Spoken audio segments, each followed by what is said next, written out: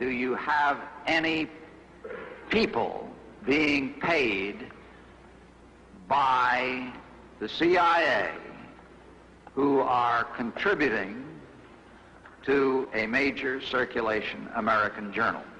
We do have people who submit pieces to American journals. Do you have any people paid by the CIA who are working for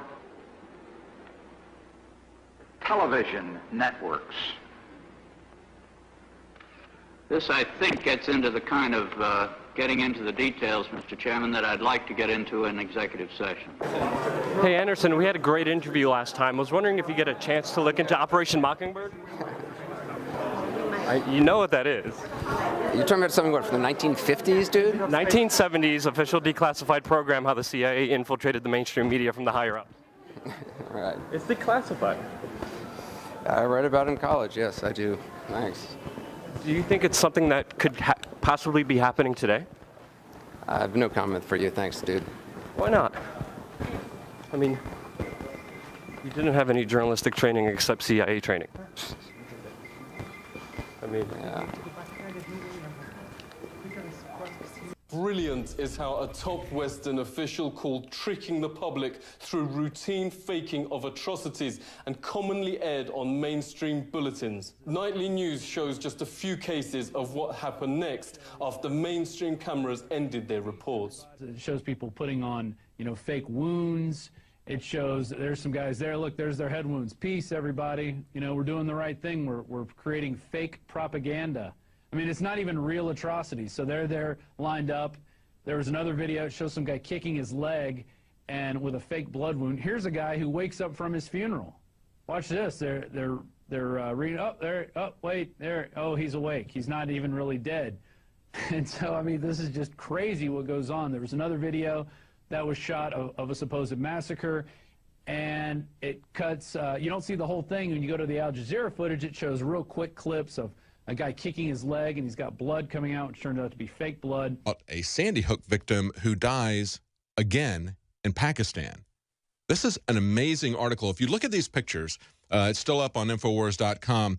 Photo of a child killed at Sandy Hook shows up at the Pakistani school shooting. Now, that school shooting was one where they had 136, I believe, was the count of children that were killed by terrorists in Pakistan.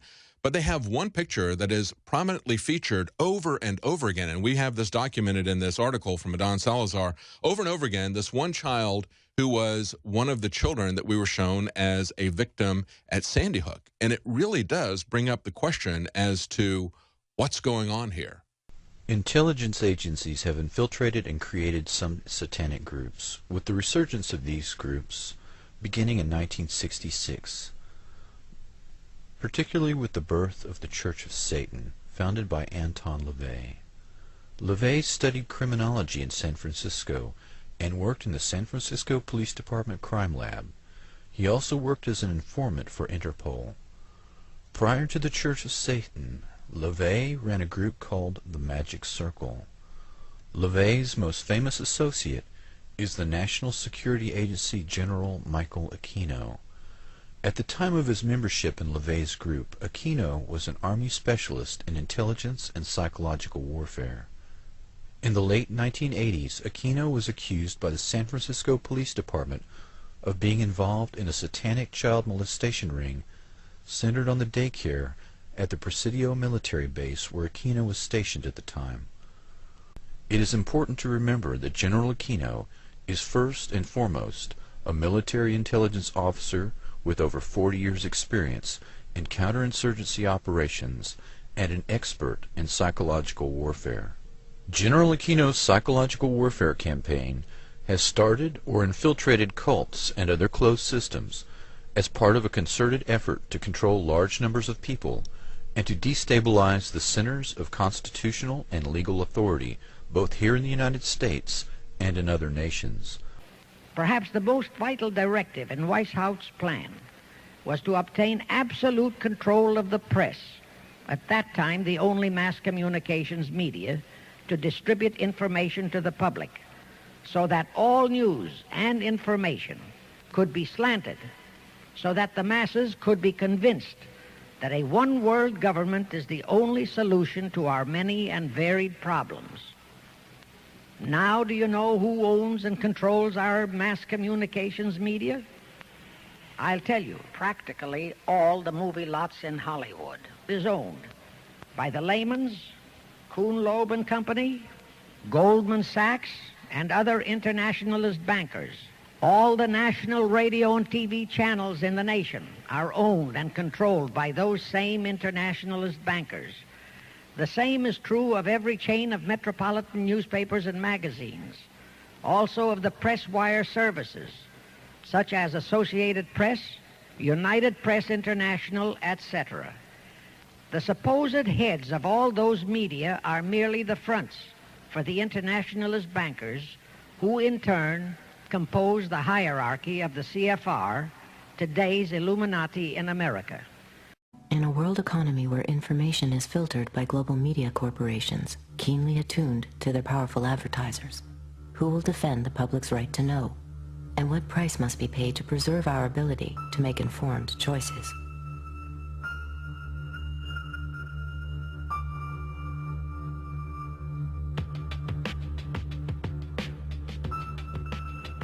What Fox Television told us was that we were just the people to be the investigators. Do any stories you want, ask tough questions, and get answers. So we thought, this is great, this is a dream job. Fantastic. The very first thing they had us do was not to research stories, but to shoot this promo, which was The Investigators. Uncovering the truth, getting results, protecting you. And they had a film crew and a smoke machine, and we were silhouetted. Investigative reporter Steve. One of the first stories that Jane came up with was the revelation that most of the milk in the state of Florida and throughout much of the country was adulterated with the effects of bovine growth hormone, the artificial hormone that farmers were injecting into their cows so that they would produce more milk. With Monsanto, I didn't realize how effectively a corporation could work to get something on the marketplace. The levels of coordination they had to have. They had to get university professors into the fold. They had to get experts into the fold. They had to get reporters into the fold. They had to get the public into the fold. And of course the FDA, let's not leave them out. They had to get the federal regulators convinced that this was a fine and safe product to get it onto the marketplace. And they did that. They did that very, very well. It's a great time to be a high-producing cow. Posilac One Step, bovine somatotropin by Monsanto. The federal government basically rubber-stamped it before they put it on the marketplace. The longest test they did for human toxicity was 90 days on 30 rats. Posilac is the single most tested new product in history and is now available to you specifically so you can increase your profit potential. And then either Monsanto misreported the results to the FDA, or the FDA didn't bother to look in depth at Monsanto's own studies. The scientists within Health Canada looked very carefully at bovine growth hormone and came to very different conclusions than the Food and Drug Administration in the U.S. did. Monsanto's engineered growth hormone did not comply with safety requirements. It could be absorbed by the body and therefore did have implications for human health. Mysteriously, that conclusion was deleted from the final published version of their report. They knew there were problems. They saw serious potential human health problems, and they stood up in Canada and said, we're not going to approve this because we don't believe it's safe. We have been pressured and coerced to pass drugs of questionable safety, including the RBST. I personally was very concerned that there's a very serious problem of secrecy, conspiracy, and things of that nature, and something needs to be done. The FDA was then on the hot seat. They had to come up with an answer. They didn't come up with a good one, and they never took the opportunity then. I mean, what would they do? Pull it off the market and say we need to now do the job that we didn't do the first time? They didn't do that. We wrote the story. We had it ready a week beforehand. They bought ads. Farmers in the milk industry say it's safe, but studies suggest a link to cancer. Don't miss this special report from the investigator. That Friday night before the Monday this series was to begin, the fax machine spit out a letter from this very high-priced lawyer in New York that Monsanto had hired. It contained a lot of things that were just off-the-wall false, just demonstrably false. But if you didn't know the story and you didn't know how he had gone about producing it, would have scared you as a broadcaster, as a manager. And they decided that they would pull the story and they would just check it one more time. But the bottom line was that there was no factual errors in that story. Both sides had been heard from. Both sides had had an opportunity to speak. 1 week later, Monsanto sent the second letter, and this was even more strongly worded. And it said there will be dire consequences for Fox News if the story airs in Florida. And this time they freaked. They were afraid of being sued, and they were also afraid of losing advertising dollars at all of the stations owned by Rupert Murdoch. And he owned more television stations than any other group in America. I mean, that's 22 television stations. That's a lot of advertising dollars for Roundup, aspartame, NutraSweet, and other products. So we got into a battle. And the first deal was the new general manager. And his name's Dave. And Dave is a salesman, and, you know, he'd pump your hand. How you doing? How you doing? Called us upstairs to his office, and he said, what would you say if I killed this piece? What if it never ran? And we said, well, you know, we wouldn't be very happy about that. And he said, well, I could kill it, you know. And we said, yes, of course, you're the manager. You could kill it. It would never air. And he's hemming and he's hawing and he's back and he's forth. And we couldn't figure out, what is this all about? And finally he blurted out, look, would you tell anybody? You know, I said, I'm not going to lie for you. About a week later, calls us back to the office and says, okay, we'd like you to make these changes. In fact, you will make these changes. We said, well, look, let us show you the research that we have that shows that this information you want us to broadcast isn't true. To which he replies, I don't care about that. I said, pardon me? And he said, well, that's what I have lawyers for. Just write it the way the lawyers want it written. I said, you know, this is news. This is important. This is stuff people need to know. And I'll never forget, he didn't pause a beat, and he said, we just paid $3 billion for these television stations. We'll tell you what the news is.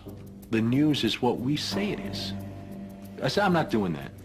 And he said, well, he said, if you refuse to present this story the way we think it should be presented, you'll be fired for insubordination. I said, I will go to the Federal Communications Commission and I will report that I was fired from my job by you, the licensee of these public airwaves, because I refused to lie to people on the air. And it's thank you very much. You'll hear from us right away. Well, 24 hours came and went and we didn't hear a thing. And about a week later, he calls us back, and now we've changed strategies. How about if we pay you some money and you just go away? And I said, how much money? Because, you know, when somebody offers to bribe you like that, I always want to know if it might be worth it. He was going to offer us the rest of our year's salary if we agreed not to talk about what Monsanto had done, to not talk about the Fox corporate response in suppressing the story, and to not talk about the story. Not talk about BGH, again, anywhere. Not take the story to... And he said, are you going to sign? And we said, nah, Dave, we're not going to sign that. And he said, well, send it back, okay? I said, no, Dave, we're not going to send that back. It was, okay, we can't buy you out. We can't shut you up. Let's get the story on the air in a way that we can all agree it will go on the air. And we started rewriting and editing with their lawyers. Well, during this 8-month re-review process, I say, jokingly, they did things like, for example, they wanted to take out the word cancer. You don't have to identify what the potential problem is. Just say human health implications. Any criticism of Monsanto or its product, they either removed it or minimized it. And it was very, very clear, I would say, almost every edit they made to the piece, that was the aim. And we changed this and this and this, and then that wasn't good enough. Okay, now change this and this and this. Now change this and this. Version after version after version, 83 times. 83 times is unheard of.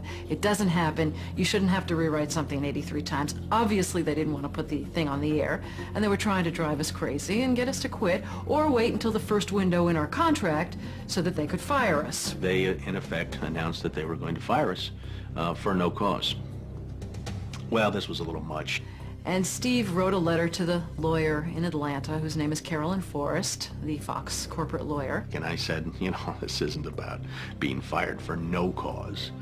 You're firing us because we refused to put on the air something that we knew and demonstrated to be false and misleading. That's what this is about. And because we put up a fight, because we stood up to this big corporation, and we stood up to your editors, and we stood up to your lawyers, and we said to you, look, there ought to be a principle higher than just making money. And she wrote a letter back and said, you are right. That's exactly what it was. You stood up to us on this story, and that's why we're letting you go. Big mistake. Big mistake. That says retaliation.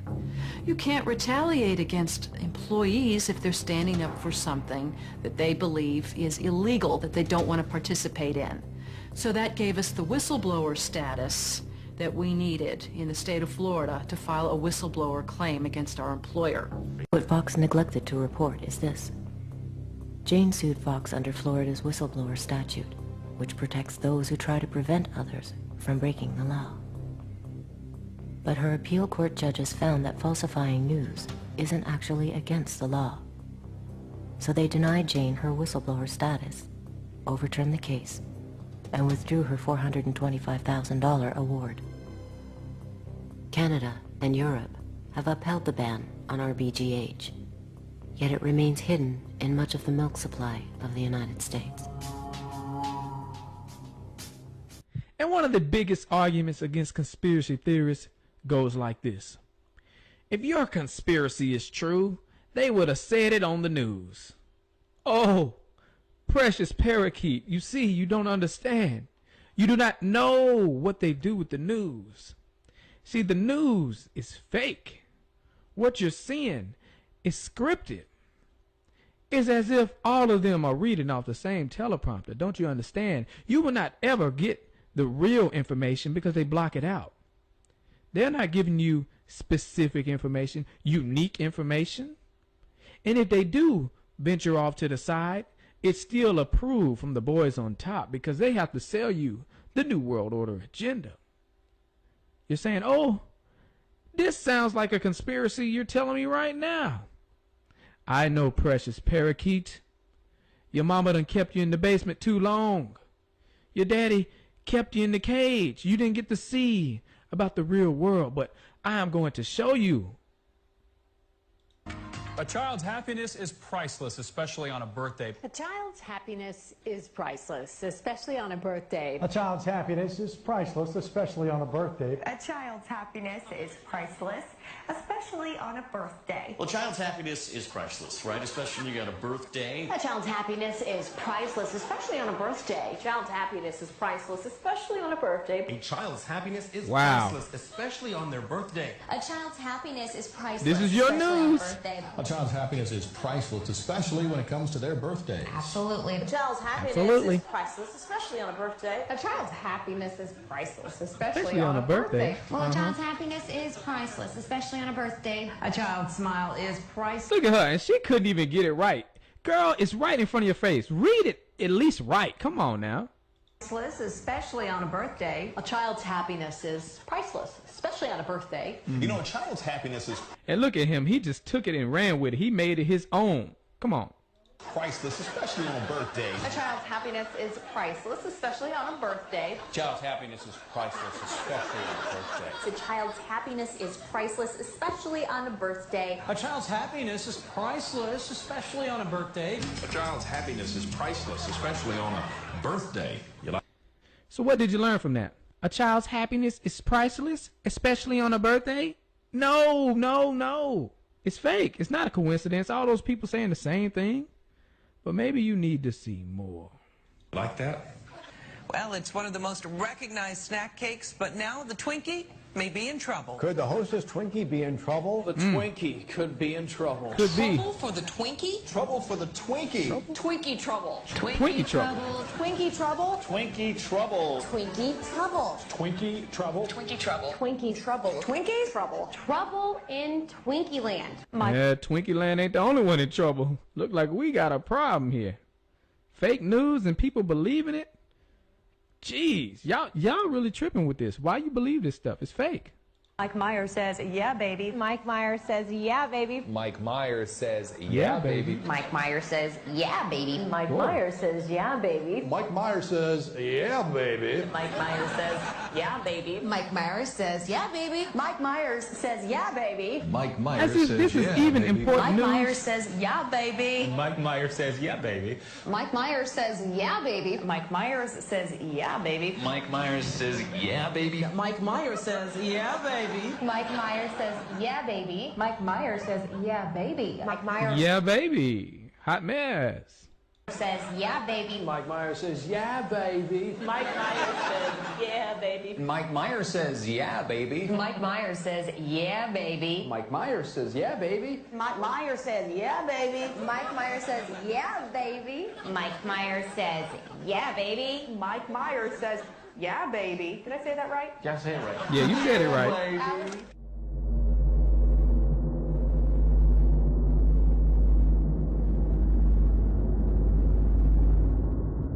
Guys, you cannot believe everything you see on TV. I put this short video together right here. I did this with cheap camera equipment, my home computer, and about $1,500 worth of off-the-shelf software. This guy was not wearing a tuxedo, so I put one on him. We were sitting in my car with a green screen, talking, and then I simulated us getting into a car wreck. This is a custom animation that I made. I went to Google, found an image of a cockpit, and mated the cockpit to the animation I created to make a jet flying through the clouds. And we got our friend Walter to sit in my living room, and I told him just to follow my hand. Watch my hand, Walter. Then I put him inside the cockpit with a heads-up display like Iron Man. Even changed the lighting.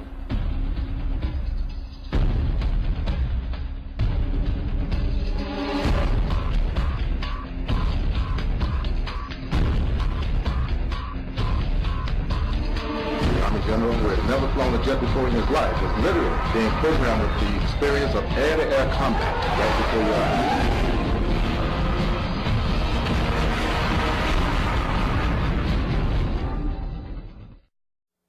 Don't believe it just because you saw it on TV, because they have a lot better equipment and a lot more money. We have cinema quality HD cameras, cinema quality HD lenses, an extensive lighting system with dimmers, a sophisticated audio system and gear, and everything else you're likely to need, on site and ready to go. Do elite quality green screen production from our huge 3-walled pre-lit cyclorama and put our amazing Ultimat 11 HD chroma keyer to work. Or, better yet, use our HD 3D virtual studio system along with our industry-leading Encodicam encoded camera crane and save hundreds of thousands of dollars on set construction costs alone. In fact, our set designer also designs sets for NBC, CNBC, and CNN.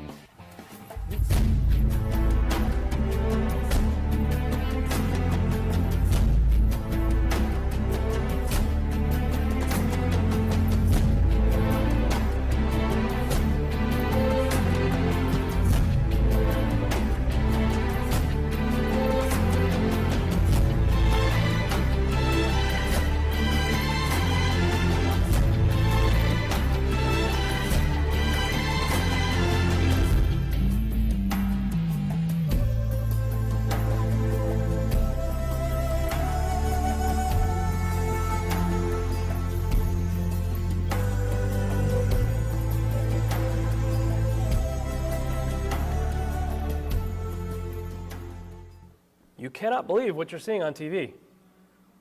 They are using it as a weapon against you and convincing you to enslave yourself by the things that they're showing us. You need to start questioning things.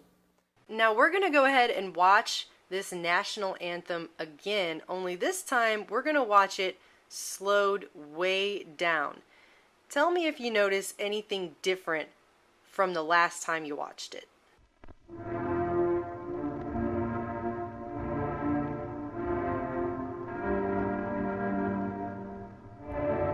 Did you see the letters change at the bottom? Let's watch it again in even slower frame by frame motion.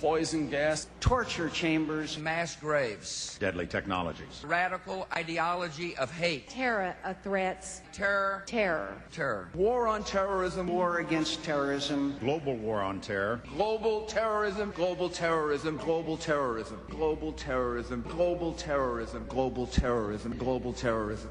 Global terrorism. Terrorism. Terrorism. Terrorism. Terrorism. Terrorism. Terrorism. Terrorism. Terrorism. Terrorism. The evil terrorists. Terrorists. Terrorists. Terrorists. Terrorists. Terrorists. Terrorist, terrorist, terrorist, terrorist. Terrorist. Terrorists. Terrorists. Terrorists. Terrorists. Terrorists. Terrorists. Terrorists. Terrorists. Terrorists. Terrorists. Terrorists. Terrorists. Terrorists. Terrorists. Terrorists. On the morning of September 11th, 2001, 19 men armed with box cutters, directed by a man on dialysis in a cave fortress halfway around the world using a satellite phone and a laptop, directed the most sophisticated penetration of the most heavily defended airspace in the world, overpowering the passengers and the military combat-trained pilots on 4 commercial aircraft before flying those planes wildly off course for over an hour without being molested by a single fighter interceptor.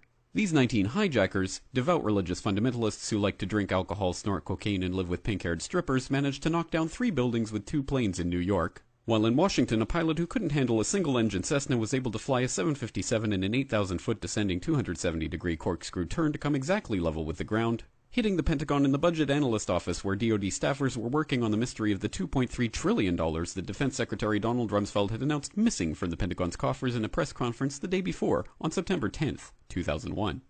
Luckily, the news anchors knew who did it within minutes. Osama bin Laden. The pundits knew within hours. Osama bin Laden. The administration knew within the day. Terrorists who committed these acts and those who harbored them. And the evidence literally fell into the FBI's lap. That a hijacker's passport was found blocks from the World Trade Center crash site, if you can believe that. But for some reason, a bunch of crazy conspiracy theorists demanded an investigation into the greatest attack on American soil in history. That investigation was delayed, underfunded, set up to fail, a conflict of interest, and a cover-up from start to finish. It was based on testimony extracted through torture, the records of which were destroyed. It failed to mention the existence of WTC-7, Able Danger, P-TECH, Sibel Edmonds, OBL and the CIA, and the drills of hijacked aircraft being flown into buildings that were being simulated at the precise same time that those events were actually happening. It was lied to by the Pentagon, the CIA, the Bush administration, and as for Bush and Cheney, well, no one knows what they told it because they testified in secret, off the record, not under oath, and behind closed doors. It didn't bother to look at who funded the attacks because that question is ultimately of little practical significance. Still, the 9/11 Commission did brilliantly answering all of the questions the public had, except most of the victims' family members' questions, and pinned blame on all the people responsible, although no one so much as lost their job, determining the attacks were failure of imagination. Because Nobody in our government, at least, and I don't think the prior government that could envision flying airplanes into buildings. Except the Pentagon, FEMA, NORAD, and the NRO. The DIA destroyed 2.5 terabytes of data on Able Danger, but that's okay because it probably wasn't important. The SEC destroyed their records on the investigation into the insider trading before the attacks, but that's okay because destroying the records of the largest investigation in SEC history is just part of routine record keeping. NIST has classified the data that they used for their model of WTC-7's collapse, but that's okay because knowing how they made their model of the collapse would jeopardize public safety. The FBI has argued that all material related to their investigation of 9/11 should be kept secret from the public, but that's okay because the FBI probably has nothing to hide. This man never existed, nor is anything he had to say worthy of your attention, and if you say otherwise, you are a paranoid conspiracy theorist and deserve to be shunned by all of humanity. Likewise him, and her, and her, and her, and him. Osama bin Laden lived in a cave fortress in the hills of Afghanistan, but somehow got away. Then he was hiding out in Tora Bora, but somehow got away. Then he lived in Abbottabad for years, taunting the most comprehensive intelligence dragnet employing the most sophisticated technology in the history of the world for a decade, releasing video after video with complete impunity and getting younger and younger as he did so, before finally being found in a daring SEAL team raid which wasn't recorded on video, in which he didn't resist or use his wife as a human shield, and in which these crack Special Forces operatives panicked and killed this unarmed man, supposedly the best source of intelligence about those dastardly terrorists on the entire planet. Then they dumped his body in the ocean before telling anyone about it. Then a couple dozen of that team's members died in a helicopter crash in Afghanistan. This is the story of 9/11, brought to you by the media which told you the hard truths about... His head could be seen to move violently forward. And... They took the babies out of the incubators. And... Mobile production facilities. And... The rescue of Jessica Lynch. If you have any questions about this story, you are a batshit paranoid tinfoil dog-abusing baby hater and will be reviled by everyone. If you love your country and or freedom, happiness, rainbows, rock and roll, puppy dogs, apple pie, and your grandma, you will never ever express doubts about any part of this story to anyone. Ever.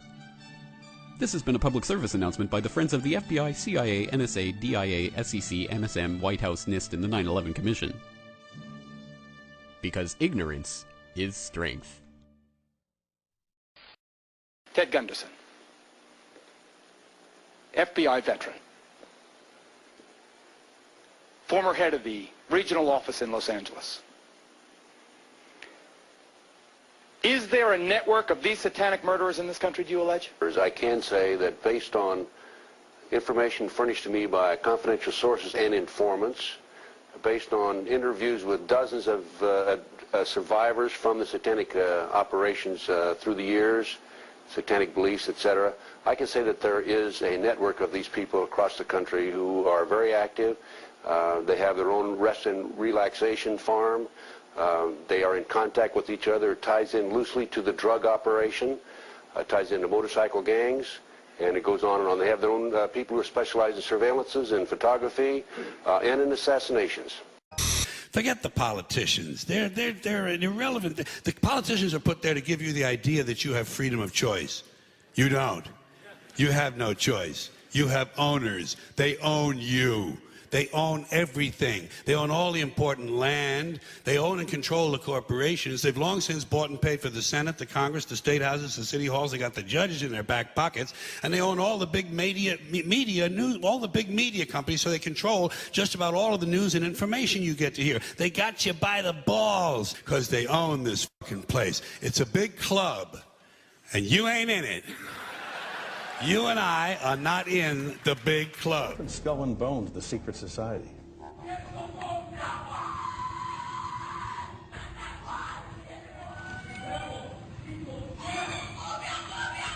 And during the initiation rites, you could hear strange cries and whispers coming from the Skull and Bones tomb.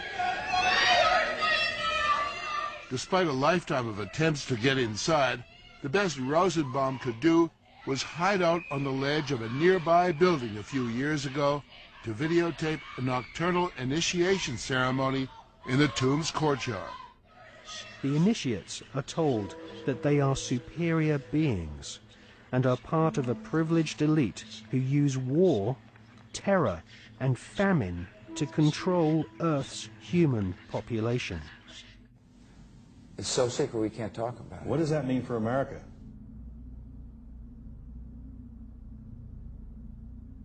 There are secrets that George W. Bush guards at least as carefully as any entrusted to a president. Secrets he's forbidden to share even with the vice president.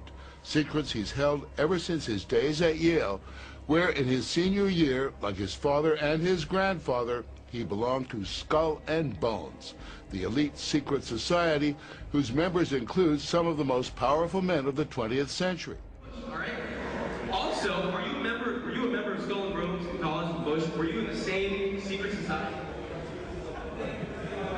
That's all right. Let me answer his question. Excuse me, were you arrested? Whoa. Is anybody watching this?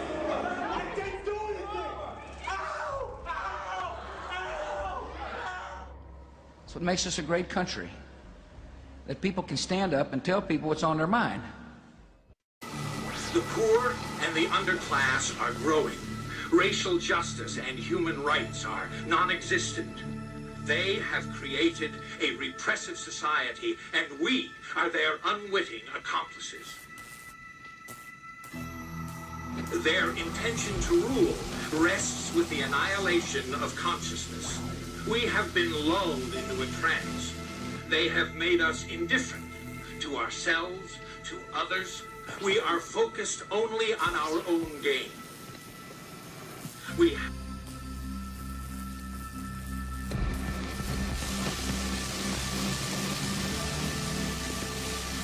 Please understand, they are safe as long as they are not discovered. That is their primary method of survival. Keep us asleep, keep us selfish, keep us sedated.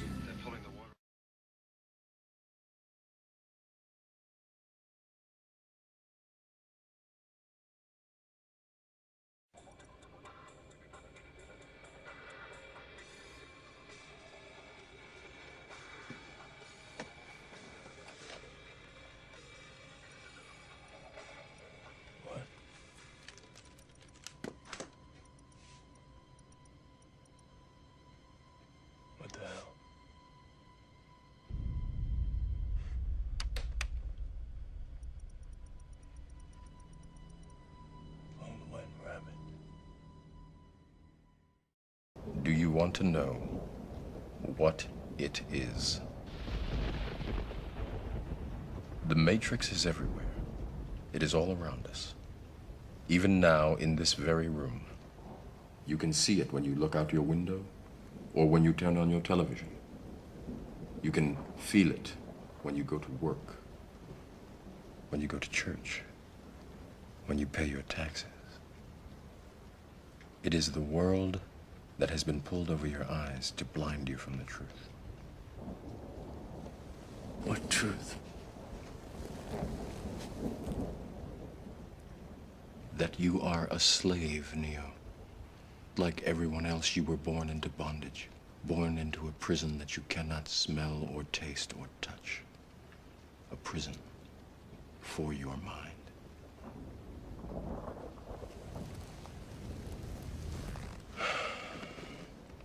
Unfortunately, no one can be told what the Matrix is. You have to see it for yourself.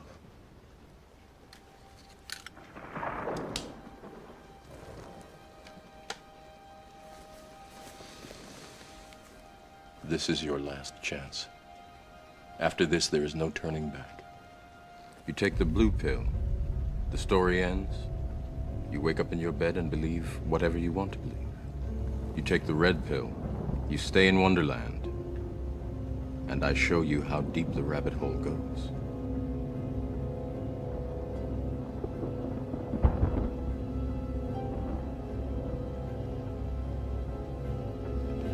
Remember, all I'm offering is the truth, nothing more.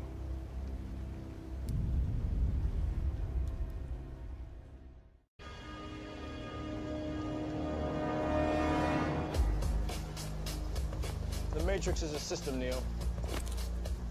That system is our enemy. But when you're inside, you look around, what do you see? Businessmen, teachers, lawyers, carpenters. The very minds of the people we are trying to save. But until we do, these people are still a part of that system, and that makes them our enemy. You have to understand, most of these people are not ready to be unplugged. And many of them are so inert, so hopelessly dependent on the system, that they will fight to protect it. Were you listening to me, Neo? Or were you looking at the woman in the red dress? I was... Look again.